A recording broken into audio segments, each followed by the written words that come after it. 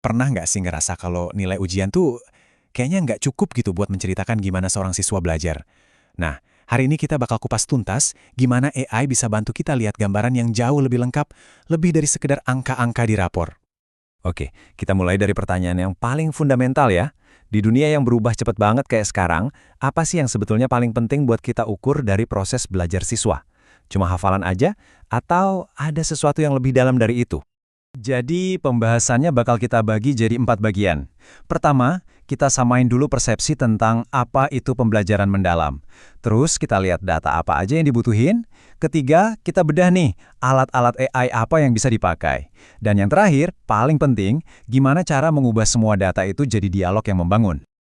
Oke, jadi sebelum kita jauh ngomongin teknologi sama data, kita perlu mundur dikit dulu nih. Poin paling pentingnya adalah kita harus sepakat dulu. Apa sih sebenarnya yang kita maksud dengan pembelajaran mendalam? Soalnya, kalau definisinya aja nggak jelas, nanti cara ngukurnya bisa salah kaprah kan? Intinya simple banget kok. Fokusnya geser.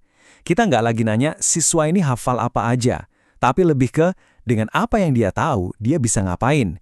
Jadi ini semua tentang nguasain skill-skill yang beneran kepake di dunia nyata nanti. Nah, skill-skill kayak berpikir kritis, kolaborasi, pemecahan masalah, inilah tujuan utamanya. Dan ini bukan konsep baru atau ngawang-ngawang loh.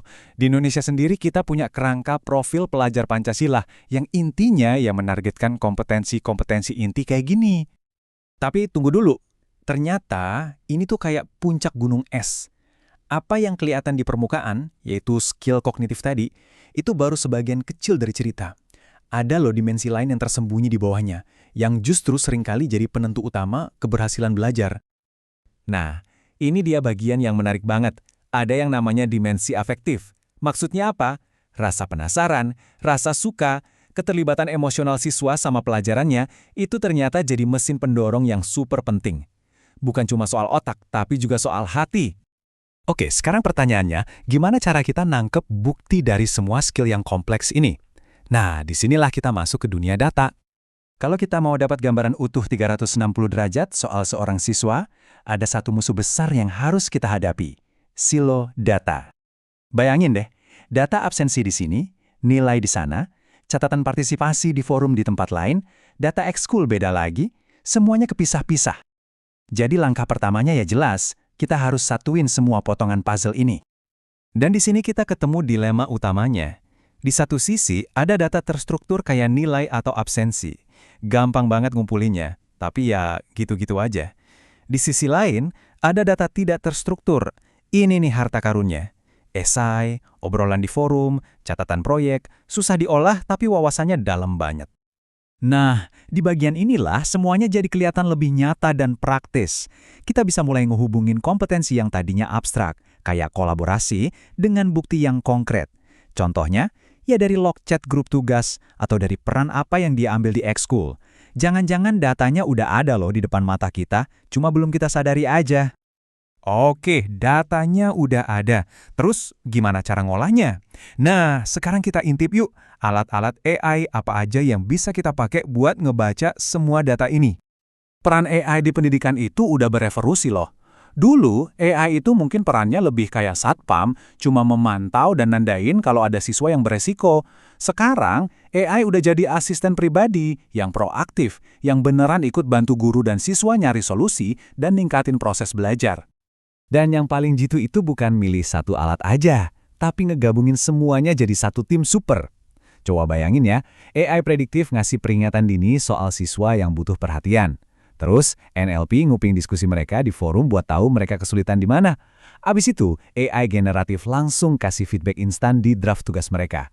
Keren kan? Semuanya kerja bareng buat dukung siswa dari segala sisi. Oke, teknologinya canggih, datanya kaya. Tapi semua ini buat apa? Nah, poin krusialnya adalah semua ini harus punya tujuan pedagogis, harus ngebantu proses belajar mengajar. Ini yang membawa kita ke bagian paling penting, implementasinya. Ini prinsip yang nggak bisa ditawar ya. Kalau mau implementasinya berhasil dan etis, AI itu harus jadi asisten, bukan jadi hakim. Tujuannya itu buat memperkuat penilaian guru, bukan menggantikannya. Kenapa? Karena konteks, empati, dan rasa manusia itu nggak akan pernah bisa digantiin sama mesin.